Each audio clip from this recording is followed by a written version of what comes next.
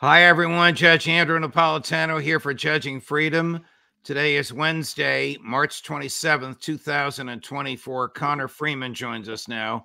Connor is the assistant editor at the Libertarian Institute, an entity devoted to maximum individual liberty and minimum government and peace. Connor, it's a pleasure. Welcome back to the show. You were much appreciated by our viewers and by our team last week, and I'm glad you could join us again. Thank you so much, Judge. It's an honor. Sure. Since we were together last, there was a vote in the UN Security Council in which the United States abstained on a resolution calling for an immediate ceasefire. There had been 4 previous resolutions, 3 in which the United States vetoed, one the United States authored, but it was so watered down that the Russians and the Chinese vetoed it because they said it stood for nothing. The one the other day, I think it was Monday, called for a ceasefire, and then immediately the United States representative said, well, it's not binding. What do you think is going on here? Is Joe Biden trying to give the impression that he has some sympathy for the Gazans that he's funding the slaughter of? Yeah, well, not enough to stop the genocide, of course, not enough to condition military aid to Israel, not enough to end the near daily weapons shipments to Israel, and not enough to cover, up to this point, all the diplomatic cover Israel could possibly want. I think essentially what this shows is that the pressure on the Biden administration is having some impact. If you look at the polling, about 50% of people who voted for Biden in 2020 believe he is complicit in genocide. He's losing to blacks. He's losing to Hispanics. He's losing to young people. And Trump has the lead against him in all those demographics. And so, of course, we see, they're going through incredible efforts to avoid college campuses and any kind of anti-war protest where Biden may be giving a campaign rally, to the point where, as NBC News reported, they've gone to extraordinary measures to hide him, to not disclose the location of his rallies until essentially the last minute.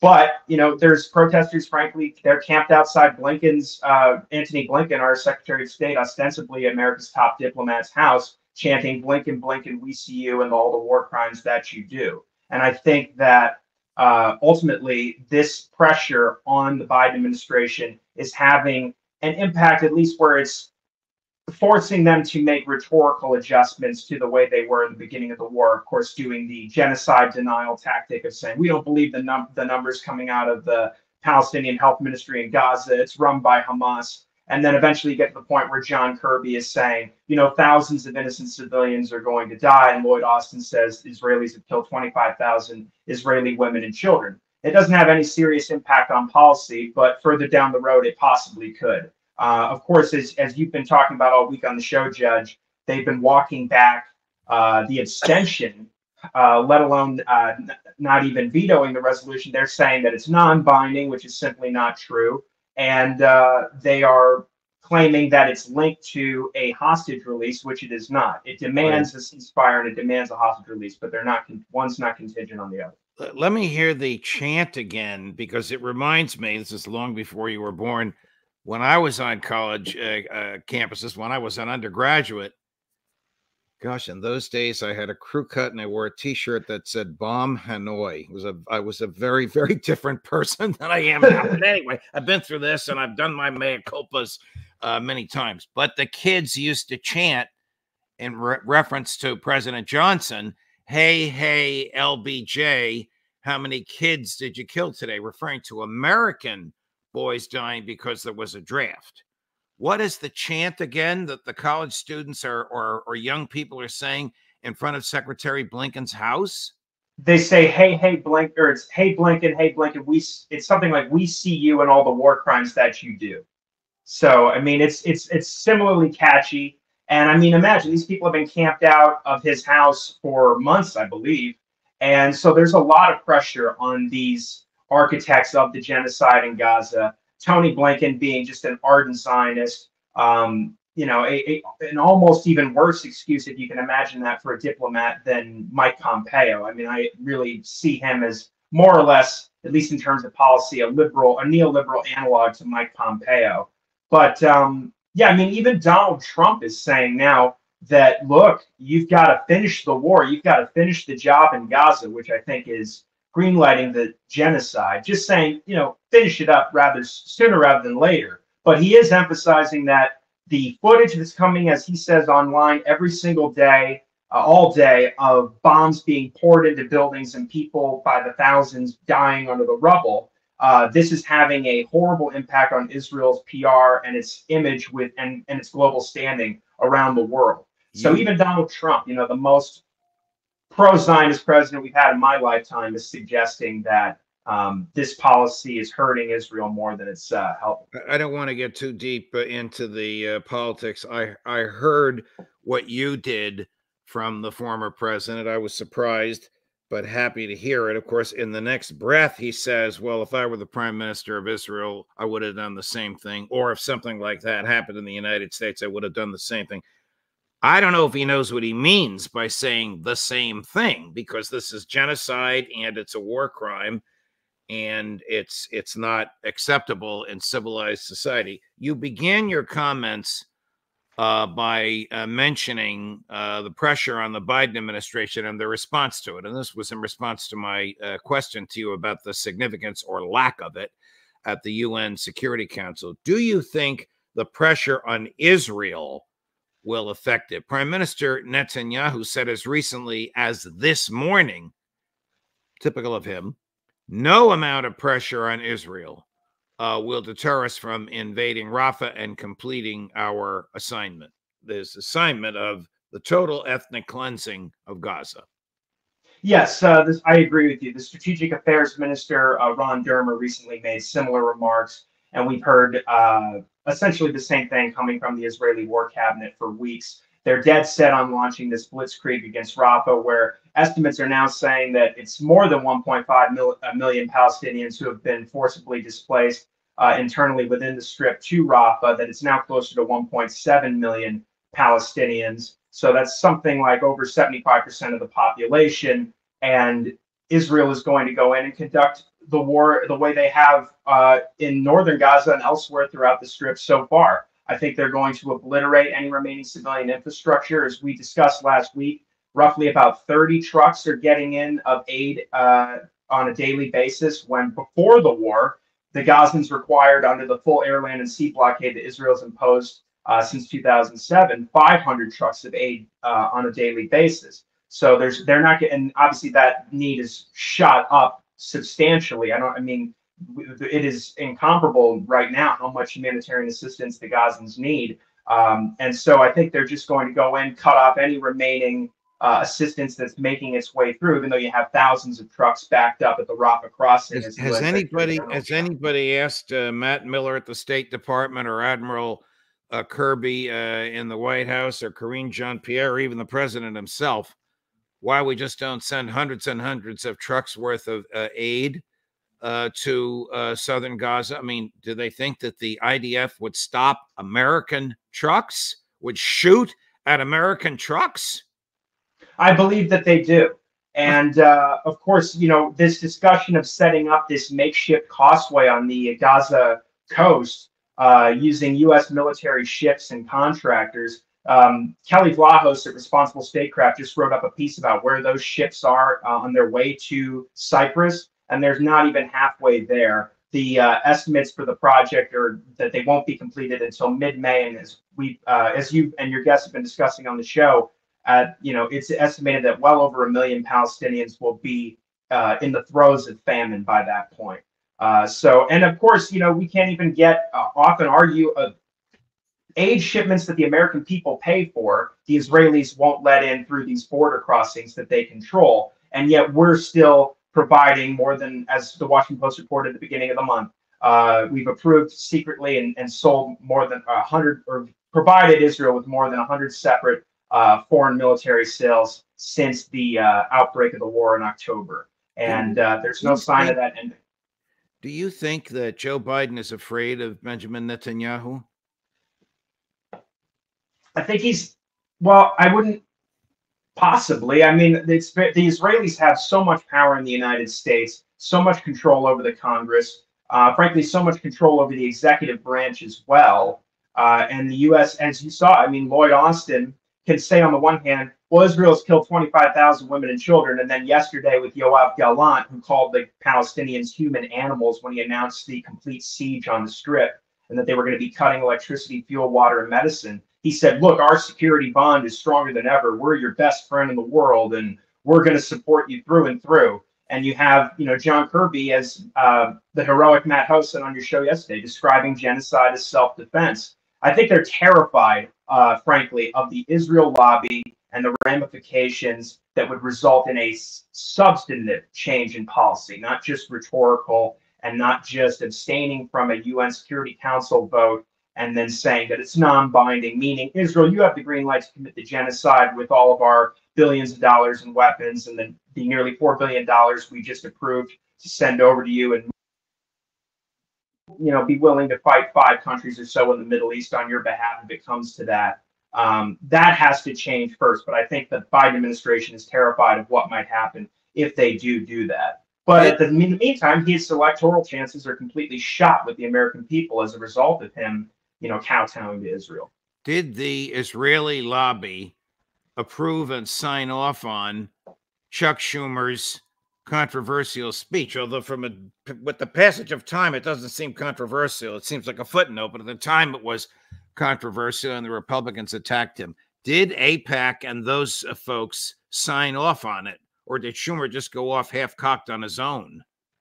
I'm not sure, but my understanding is that AIPAC at least gave a tacit approval to the speech. There's this thought in Washington that the problem is Netanyahu, and if we can blame everything on Netanyahu, then we can maintain the status quo with Israel. And the problem with that is, as the Biden administration has found out in its meetings with Benny Gantz, for instance, the policy is not going to change. I mean, it has the possibility of getting much worse under somebody else. Netanyahu he's the most capable Israeli political figure in terms of speaking to the American people and propagandizing the American people and sort of, I guess, selling the Israeli Zion, the settler colonialist genocidal project to the Americans. And as you can see, to your point about the Republicans, we have Mike Johnson inviting Netanyahu to speak to Congress and going, I'd love to have you. That would be wonderful. And Chuck Schumer said he's looking forward to that as well, and saying that our relationship is so, ironclad that it doesn't hinge on any one prime minister or any one president of the United States. So even though Chuck Schumer gave the speech where he called Netanyahu an obstacle to peace, he's saying that, he's very thrilled to have Netanyahu come in and promote his genocide and U.S. funding of it to the American legislative branch. And how many standing ovations will Netanyahu get from the American Congress? Last time he did this, it was 29 standing ovations. I'm sure they'll time it so that there's more this time. It is a basic principle of law that whoever knowingly aids, abets, in this case, funds a felony is guilty of the felony. In this case, the felony is a war crime. The felony is genocide. Joe Biden, Tony Blinken, Lloyd Austin, Jake Sullivan, and now members of Congress are just as culpable, in my view, legally for the genocide as are Benny Gantz and Defense Minister Gallant and Netanyahu himself. But they don't see it that way. And the press won't make that argument. People like you will make that argument. People like I will, folks on this show will, and a few other shows. But that's it.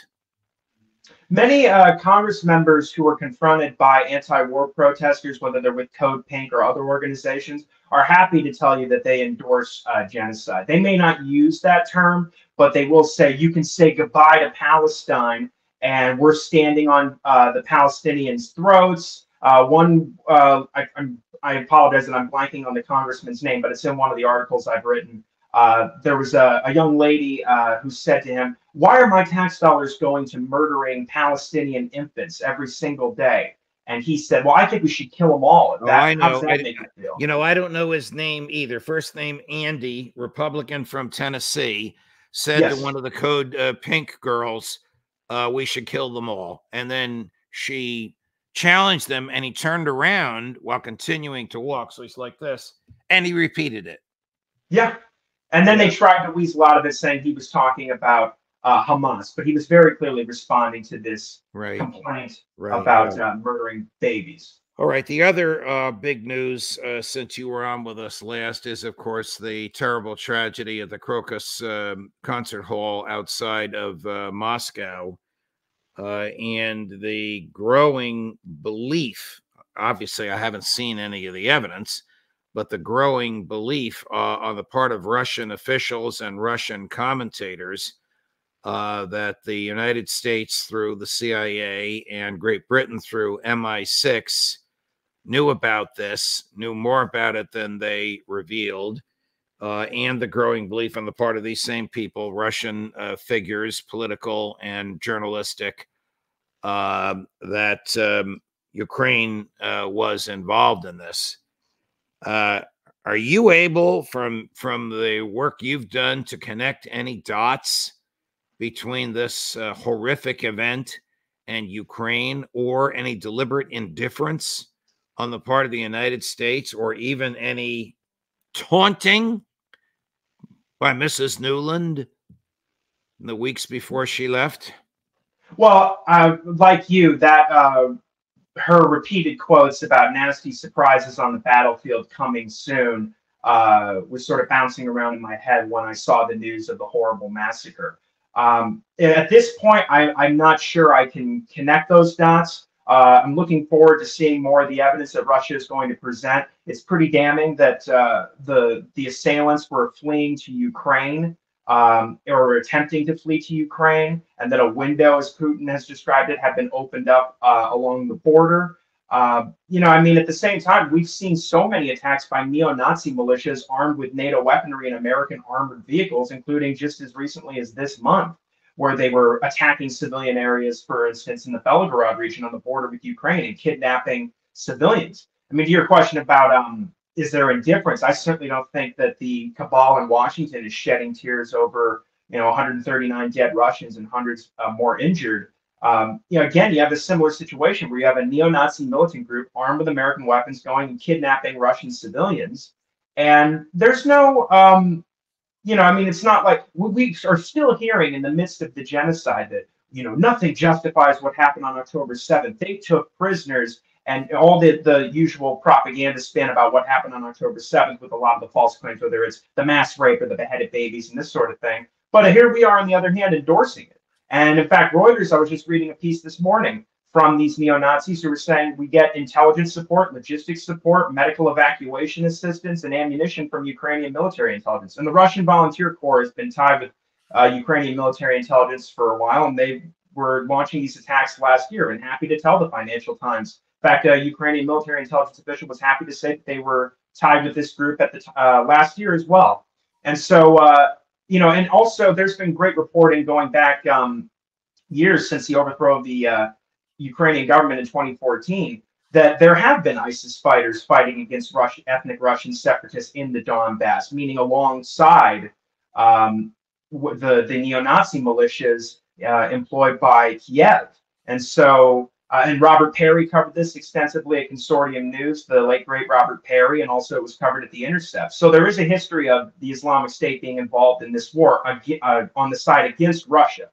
And so I'm looking forward to seeing more evidence. At this point, I can't connect those dots, but I think we would be naive to rule it out, of course, that there's a connection with MI6, CIA, or Ukrainian military intelligence. Here's a clip from Dr. Gilbert Doctorow, one of the EU's foremost authorities on Russia. Number 17, Chris, I want you to listen. It's in English. He's American. His PhD is from Columbia.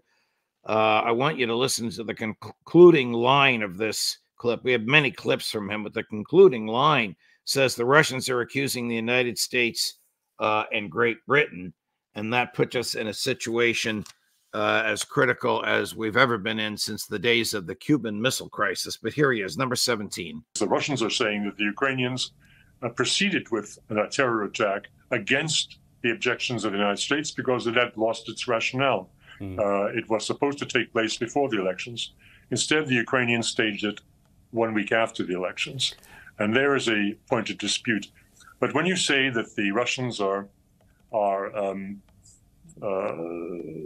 accusing Ukraine, I think it's missing the bigger issue. The Russians are accusing the United States and Great Britain.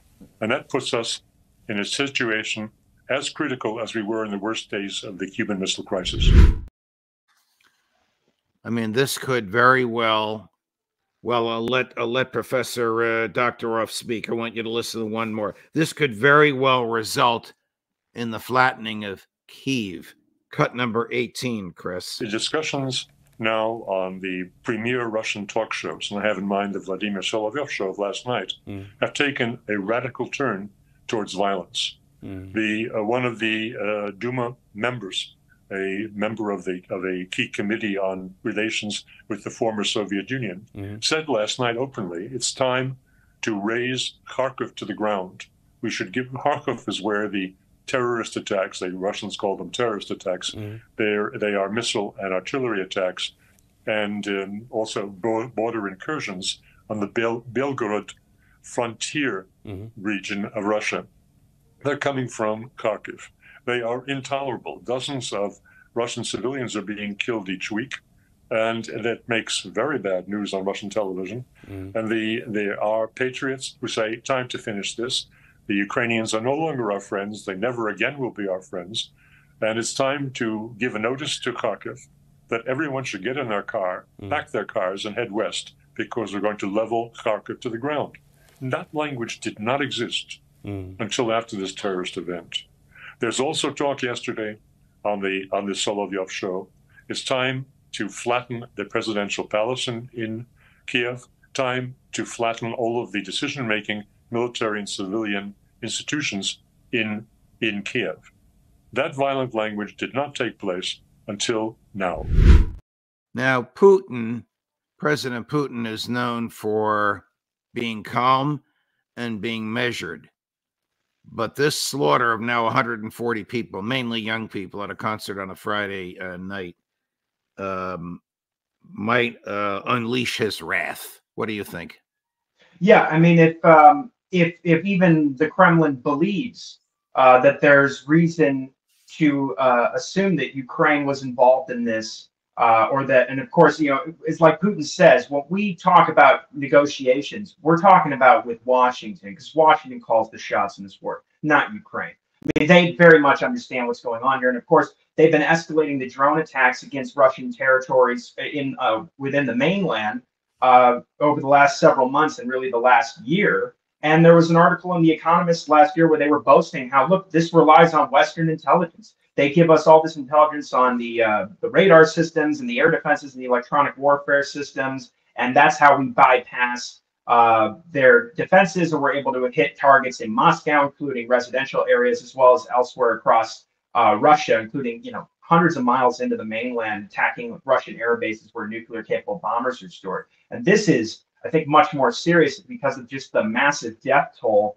And that is interesting that this attack was supposed to be, or these claims that it was supposed to be launched in the lead up to the elections, because there has been rhetoric from the Ukrainian regime and its supporters that we want to bring the war to Russia to instill psychological terror in the Russian population and bring the war to its symbolic centers, as Zelensky has previously said, to Russia's symbolic centers. And so, I mean, of course, the pressure from the Russian public and the hardliners in the government is going to be immense on Putin to respond very forcefully. And it could result, as Professor Doctorow was saying, in the flattening of Kharkiv, or extensive attacks in Kiev, or just more attacks on the energy grid and civilian infrastructure. At this point, the Russians have not attacked. They have not attempted to cause mass civilian casualties in this war. It's not like what Israel is doing in Gaza, right? But it could go that way, or they could escalate in Syria as well. This is no doubt very dangerous, and I think, as he said, that we were already, according to the Bulletin of Atomic Scientists, for almost I think 2 years now, maybe a year and a half, we've been closer to nuclear war than ever in our history, including since the Cuban Missile Crisis. So this just takes us much closer to the absolute precipice. Though Scott Ritter reports that the original attack was scheduled for March 8th, that one of the four killers was actually seen scoping the place out on March 7th. March 8th was a concert by a fellow named Shaman, who's the Billy Joel, if you will, if I can use my generation, forgive me, of Russia, but a very, very super patriot. They wanted to attack the patriotic people there because a lot of Russian officials were going to be there, and they wanted this to be before the election. And then they showed up and saw all the security for all the Russian officials, so they delayed. Now, whether they spoke to Mrs. Newland or not, we don't know. But apparently their original plan was the 8th. And then they moved it to the 22nd. All right, Connor, great chatting with you, my dear friend. And I can tell you from the size of the audience and the comments, it's much appreciated. Thank you so much for your time. Happy Easter to you and your family, and we'll see you again soon. You as well, Judge. Thank you so much. See you soon. Thank you. Coming up later today, my dear friends, we have Phil Giraldi at 3 o'clock Eastern, Aaron Matei at 4 o'clock Eastern, Professor John Mearsheimer at 5 o'clock Eastern, and just as a little heads up, at 11 o'clock tomorrow morning, the aforesaid Scott Ritter. Judge Napolitano for Judging Freedom.